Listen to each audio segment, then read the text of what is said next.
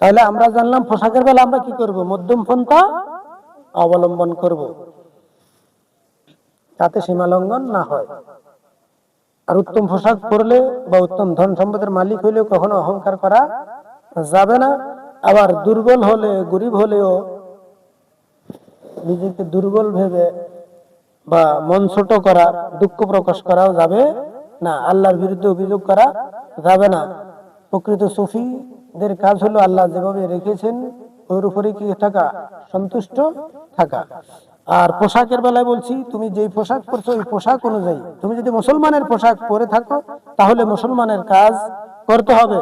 মুসলমানের পোশাক পরে যদি তুমি মুনাফিকি করো, 2 নম্বরই করো, সুদ ঘুষ দুর্নীতির প্রশ্রয় দেওয়া মুসলমানের কাজ নয়।